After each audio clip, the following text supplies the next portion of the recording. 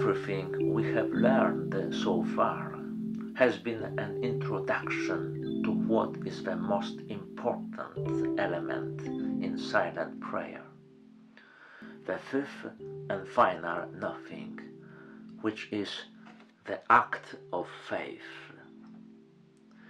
This is where the soul and the beloved meet. The act of faith is the act of entire unity. You are at the summit. In the act of faith, the happiness of Jesus reaches its summit, and he himself is in ecstasy. It is all thanks to you. So, dear sister, dear brother, I would like to say now about the act of faith.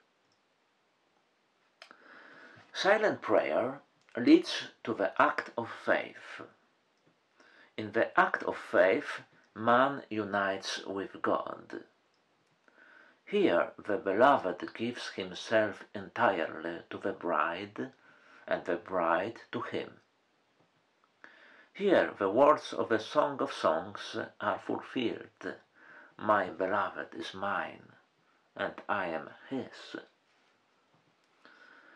This is the complete union which transforms the soul into God's image. What is the act of faith in silent prayer? It is being ready to forget about yourself and open your heart for God to enter and rule. It is the commitment of the bride who keeps nothing for herself, but gives up everything for the beloved. This act of faith can be accomplished by silence and by being convinced that you are in God and God is in you, just like a man and his wife who are united in their act of love. They are for each other and in each other entirely. They remain one body and one soul.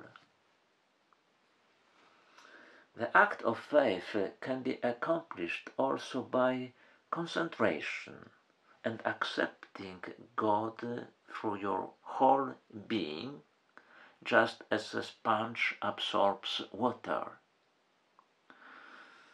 It is like listening to your favorite Mozart concerto or looking at a Van Gogh painting in an empty gallery. You are focusing totally on what you are listening to or looking at, and nothing else matters. It is just you and God. You are united. The act of faith can be accomplished also by short phrases which can act as the cry of the soul, expressing faith, love, and utter devotion. For example, I believe in you. I am yours. I love you. I give myself entirely to you. I trust you, my Lord and my God. Draw me and we will run together, etc. Each soul will find its own words to address to God the Trinity. Do not be afraid to say them. These are the only words to say while praying. They express yourself and your willingness to be open to God and to hold back nothing of yourself. He needs these words. He is happy to hear them, because he has found the soul willing to give itself entirely to him. The act of faith is something mystical and very difficult to explain, especially for those who are not familiar with the spiritual life. Words are not adequate here. Descriptions and analogies from the human world are mere reflections of what is happening between the soul and the beloved in a different and supernatural dimension. Perhaps that is why all the great mystics used poetic language to describe this relationship.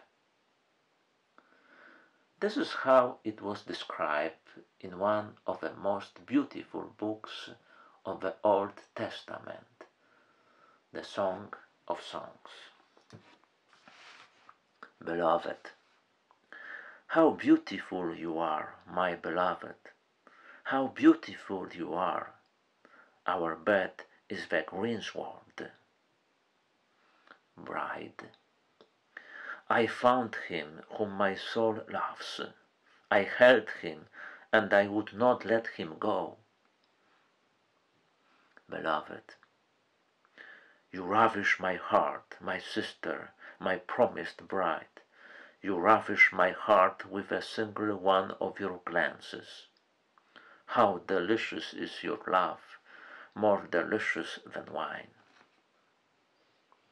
Bride, let my love come into his garden. Let him taste its most exquisite fruits. I belong to my love, and his desire is for me.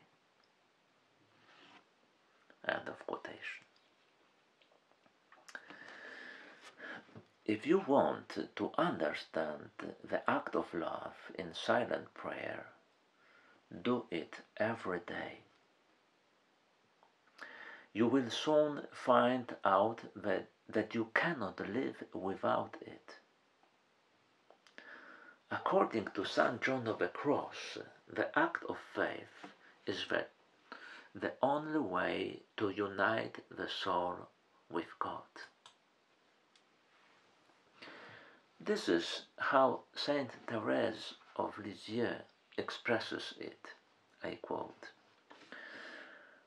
"With me, prayer is an uplifting of the heart, a glance towards heaven, a cry of gratitude and love uttered equally in sorrow and in joy.